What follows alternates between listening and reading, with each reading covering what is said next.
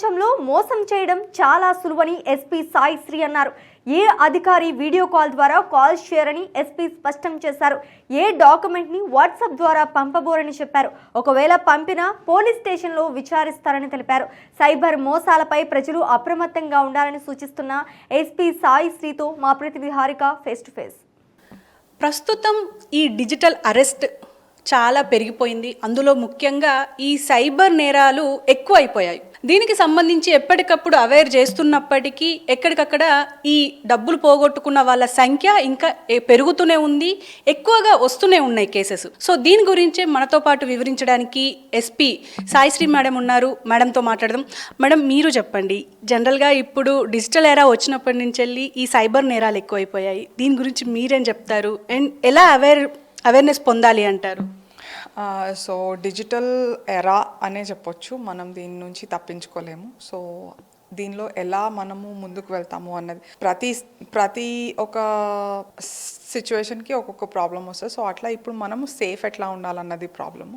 So digital era తప్పదు, digitalisation తప్పదు. టెక్నాలజీతో పాటు మనము ముందుకు వెళ్ళాలి. సో ఎలా జాగ్రత్తగా ఉండాలి అన్నది మోస్ట్ ఇంపార్టెంట్. దీంట్లో భాగంగా మనము అవేర్నెస్ క్యాంపెయిన్స్ తెలంగాణలో చాలా చేస్తున్నాము. అండ్ ఆ కృషితోటి యాక్చువల్గా చూస్తే తెలంగాణలో ఈ సంవత్సరం మనకి సైబర్ క్రైమ్ తగ్గుముఖం చూస్తుంది. మొత్తం దేశంలో పెరుగుతున్న నేపథ్యంలో మనకి మాత్రం తగ్గుముఖం చూస్తుంది. సో ఇది ఒక ఆశాజనక పరిణామం అనే చెప్పొచ్చు.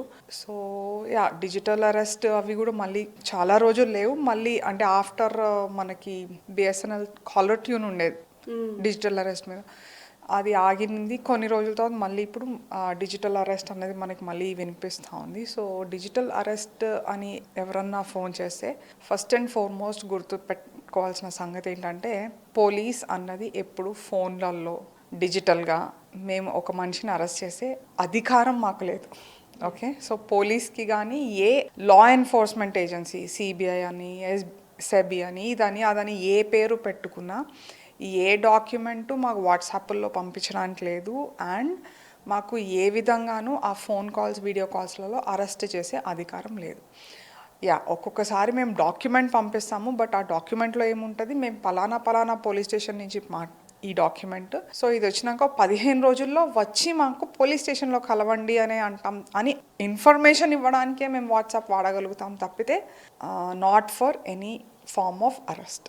అంటే జనరల్గా మీ కేసుకు సంబంధించి వారెంట్ ఉంది మా దగ్గర, మీరు ఇందులో ఇన్వాల్వ్ అయ్యి ఉన్నారు, మీ పేరు మీద క్రెడిట్ కార్డ్స్ ఉన్నాయి, ఇవి అన్యూజువల్గా వాడారు అని చెప్పేసి కూడా ఇలాంటివి చాలా వస్తుంటాయి.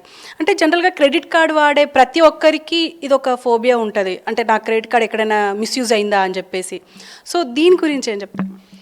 సో ఇలాంటివి ఏమి అయినా, సో ఏ కాల్ బేసిక్గా మేము ఇప్పుడు చెప్తుంది ఏంటంటే, ఇట్లాంటి కాల్స్ ఏమి వచ్చినా యాక్చువల్గా మేము అడ్వకేట్ చేస్తుంది ఏంటంటే, తెలియని నంబర్ మనం ఫీడ్ చేసుకున్న నంబర్ నుంచి ఏ కాల్ వచ్చినా కట్ చేయండి. కట్ చేసి మళ్ళీ మీరు ఫోన్ చేసి అడగండి. Okay, simple thing. వాళ్ళు ఏ కాల్ సెంటర్ నుంచో ఎక్కడి నుంచో రూట్ చేస్తారు కాబట్టి if it's a genuine call, if you feel it's a genuine call, cut చేసి మళ్ళీ ఫోన్ చేసి అడగండి. లేదా ఇట్లా బ్యాంక్స్ నుంచి మీ క్రెడిట్ కార్డ్స్ ఇట్లా వాడినాము అట్లా ఏమన్నా వచ్చింది ఎవరన్నా మాట్లాడి చెప్తే, please hang up, rush to your nearest bank or your home branch bank and find out. తప్పితే ఆర్ మీ హోమ్ బ్యాంక్ బ్రాంచ్ది ఫోన్ నంబర్స్ అవి ఉంటాయి మన దగ్గర, జనరల్గా ఎవరో ఒక ఎంప్లాయీ నెంబర్ అయితే ఉంటుంది. సో వాళ్ళకి ఫోన్ చేసి కనుక్కోండి. తప్పితే ఈ స్కామ్లకి ఈ భయం, ఇప్పుడు ఆ స్కామ్స్టర్స్ యొక్క పెట్టుబడి ఏంటి, మన భయము, మన స్వార్థం, గ్రీడ్, ఇవి రెండే వాళ్ళ పెట్టుబడి. ఇవి రెండింటినీ మనము జయించగలిగితే మనల్ని ఎవరు మోసం చేయలేరు. సో ఒక్క క్షణం ఆగి వెరిఫై చేసుకుంటే ఏ స్కామ్ బారిన కూడా పడకుండా మనం జాగ్రత్తగా ఉండొచ్చు. అండ్ మీరు ఈ మధ్య చూసే ఉంటారు, ఒక డాక్టర్ 14 crores పోగొట్టుకున్నారు డిజిటల్గా ఆమె అప్రోచ్ అవ్వడం, ఆ తర్వాత అది ట్రేడింగ్ అని చెప్పేసి ఇన్వెస్ట్ చేయడం, ఆ ప్రాసెస్ గురించి కూడా ఒకసారి మీరు వివరిస్తే. సో మనకి ఇన్వెస్ట్మెంట్ ఫ్రాడ్ అన్నది కూడా ఒకటి ఈ మధ్యన కొంచెం బాగా ఎక్కువ అవుతుంది. సో దీనిలో టార్గెట్ అవుతున్న వాళ్ళు are all income group and educated people. మీరు ఎక్కడైనా చూసారా, ఫార్మర్స్ వాళ్ళు ఎక్కువ దీని బారిన పడట్లేదు. మనం మిడిల్ అండ్ ఇన్కమ్ గ్రూప్ పీపులే పడుతున్నారు. More so people who are a little above middle age and people who ఎవరికైనా కొంచెం ఇన్కమ్ ఉంది, మన అవసరాలు తర్వాత కొంచెం డబ్బులు మిగులుతున్నాయి, ఆ డబ్బులు ఏమన్నా చేసి ఏమన్నా ఎర్న్ చేస్తే బాగుండు అన్న థాట్లో ఈ ఇన్వెస్ట్మెంట్లలో పెడుతున్నాము. But investment per say is good. That is how our per capital income will increase, that is how our economy will improve. కానీ ట్యాక్స్ ఇవేట్ చేయడానికో ఫాస్టర్ రిటర్న్స్కో అని చెప్పి మన ఆశతోటి మనం ఈ స్కామ్స్లలో పడుతున్నాం. సో అట్లా కాకుండా investment in proper government recognised agencies, banks వీటిలో చేస్తే they are always safe and always safer returns. మన డబ్బులు సేఫ్, మన హార్డ్ ఎర్న్డ్ మనీ సేఫ్ ఉంటుంది. అంటే ఈ స్కామర్స్ అంటే ఈ సైబర్ నేరగాళ్ళ దృష్టి మొత్తం ఎక్కువగా ఓల్డ్ ఏజ్ పీపుల్ మీద ఉంటుంది, అంటే రిటైర్డ్ పీపుల్ మీద ఉంటుంది అని చెప్పేసి కూడా అంటున్నారు. అలాంటి కేసెస్ ఏమైనా ఈ 24 నుంచి 25 మధ్యలో ఏమైనా అయ్యాయా మేడం? కొన్ని కేసెస్ చూసాము. సో ఎస్పెషలీ రిటైర్మెంట్స్ ఇయర్ మళ్ళీ స్టార్ట్ అయినాయి, ఎస్పెషలీ గవర్నమెంట్ సెక్టర్లో. సో ఆ డబ్బులు వాళ్ళ దగ్గర ఉన్నాయి సర్ప్లస్.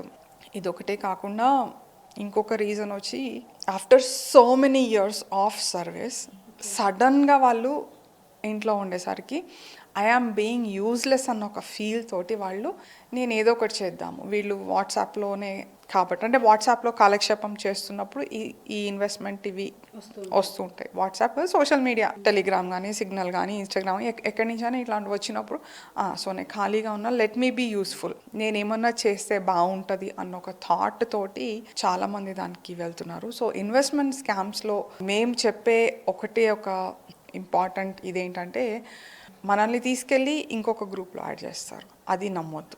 రెండోది మనం జాగ్రత్త పడాల్సింది, దాన్ని తీసుకువెళ్ళి మనల్ని ఒక్కొక్క అమౌంట్ ఒక్కొక్క అకౌంట్లో వేయమంటారు. అన్నీ ఇప్పుడు మనం బ్యాంకులో 10,000 ఇన్వెస్ట్ చేస్తున్నాము అని అంటే ఎస్ఐపిలో ఎగ్జాంపుల్ చెప్తున్నా, ఒక 10,000 ఒక ఎస్ఐపిలో ఇన్వెస్ట్ చేస్తే ప్రతి నెల మనం ఒకటే అకౌంట్కి డబ్బులు డిపాజిట్ చేస్తాం. బట్ ఈ స్కామ్స్లలో ఏమైతే ప్రతిసారి ఒక కొత్త నెంబర్ ఇచ్చి ఈ అకౌంట్లో వేయమంటారు. సో ఇట్లాంటిది ఏదైనా 1-2 వచ్చేసరికి మనకు అర్థం అవ్వాలి, ఈ అన్యూజువల్ లాభాలు రావు, ఇది నిజంగా ఎక్కడా జరగదు, రైట్? ఇట్లా జరిగితే ప్రతి ఒక్కరికి కష్టపడాల్సిన అవసరం లేదు. సో అట్లాంటి ఈజీ మనీ ఉండదు అని మనము గ్రహించగలిగితే స్కామ్స్ నుంచి మనం జాగ్రత్త పడవచ్చు. అండ్ ముఖ్యంగా ఇప్పుడు అంటే పెద్దగా ఇప్పుడు ఫోన్లు వాడుతున్న వాళ్ళు ఎక్కువగా దీనికి అవుతున్నారు. అంటే పెద్దవాళ్ళు, మా మదర్స్ కావచ్చు, అమ్మమ్మలు కావచ్చు, లేకపోతే తాతలు కావచ్చు. సో వాళ్ళు ఇప్పుడు మన న్యూస్ చూసినా సరే వాళ్ళు కొంచెం అవేర్ పొందేలాగా, అంటే వచ్చిన ప్రతి లింక్ని క్లిక్ చేయకుండా ఉంటే బెటర్ అంటారా? ఇప్పుడు మనము చూసే వాళ్ళందరికీ నేను ఒకటే చెప్తాను, ప్రతి మనం వాడే ఇంపార్టెంట్ యాప్కి వాటికి 2-step వెరిఫికేషన్ అన్నది ఒకటి ఉంది. సో అదొకటి ఇంప్లిమెంట్ చేయండి మీ డివైజెస్లో. అట్లానే యాంటీవైరస్ మీద మనం ఎందుకు అని అనుకుంటాం, but always antivirus helps. So antivirus ఒకటి కూడా ఖచ్చితంగా ఉండేలాగా మనం మన డివైజెస్లో చూసుకుంటే మనం చాలా మటుకు సేఫ్ ఉంటాము. And unknown links, unknown WhatsApp links are life simple అయింది నిజము, but then too much simple కూడా కరెక్ట్ కాదు. సో ఎందుకు నా వరకు వస్తుంది అన్నది ఒకసారి ఆలోచిస్తే, ఇది వరకటి రోజుల్లో మనకి చెప్పేవాళ్ళు కష్టపడితేనే ఫలితం ఉంటుంది. సో ఇది లేకుండా అంత సింపుల్గా ఎందుకు అవుతుంది అని మనము జాగ్రత్తగా ఉండగలిగితే, ఒక్క క్షణం ఆలోచించగలిగితే మనం చాలా మటుకు స్కామ్స్ నుంచి బయటపడతాము. And at the same time elderly people or people who are newly using WhatsApps కానీ ఇవి కానీ జనరల్గా అన్వెరిఫైడ్ ప్రతిదాన్ని ఫార్వర్డ్ చేసేస్తూ ఓపెన్ చేసేస్తూ ఉంటారు. సో అవసరం ఎంత, అవసరం లేనిది ఎంత అన్నది కూడా కొంచెం మనం గ్రహించుకొని మన యూసేజ్ని మనం మానిటర్ చేసుకుంటే it will be helpful for everyone. Okay madam, thank you very much. ఈ డిజిటల్ అరెస్ట్ అని చెప్పేసి ఏవైతే వస్తున్నాయో, అంటే ముఖ్యంగా మీ క్రెడిట్ కార్డు యూజ్ చేశారు, అది కూడా అంటే వేరే ప్లేసెస్లో యూజ్ చేశారు అని చెప్పేసి చెప్పడం, అందులో ముఖ్యంగా మీ పేరు మీద డ్రగ్స్ దొరికాయి అని చెప్పడం, లేకపోతే గంజాయి దొరికిందని చెప్పడం, ఇలాంటివి చాలా, అంటే మీ పేర్ల మీద పార్సల్స్ వస్తున్నాయి అని చెప్పి అనడం, ఇలాంటివన్నీ ఖచ్చితంగా ఒక పోలీస్ అధికారి కావచ్చు, మిగతా ఏ అధికారి వచ్చి మరి డిజిటల్ అరెస్టులు మాత్రం చెయ్యరు అని చెప్పేసి అయితే క్లియర్గా చెప్తున్నారు. దీనికి సంబంధించి అవేర్నెస్ పొందాలి. అలాగే ప్రజలు కూడా ఆలోచించాలి. ఈజీగా మనీ ఏది రాదు. అది ఒక పక్క ఇటు ట్రేడింగ్ కావచ్చు, ఆన్లైన్ గేమింగ్ కావచ్చు, లేకపోతే ఇలా మీ పేరు మీద డబ్బులు నమోదయ్యాయి, వచ్చాయి, మీ అకౌంట్లోకి రావాలి అంటే మీరు ఇంత డబ్బులు కట్టాలి అన్నప్పుడే మీరు అవేర్నెస్ పొందాలి. అది ఖచ్చితంగా మనం జాగ్రత్త పడాల్సిన పరిస్థితి అయితే ఉంది. ఎందుకు అని అంటే ఇప్పటికీ ఇలాంటివి ఎన్నో జరిగాయి. వందల కొద్ది కేసులు నమోదవుతున్నా కూడా మళ్ళీ అదే రిపీట్ అవుతుంది అంటే ఖచ్చితంగా మనలో లోపం ఉన్నట్టే లెక్క. కాబట్టి మనం జాగ్రత్తగా ఉండాల్సిన పరిస్థితి అయితే ఉంది. కెమెరామెన్ భానుతో హారిక, హైదరాబాద్.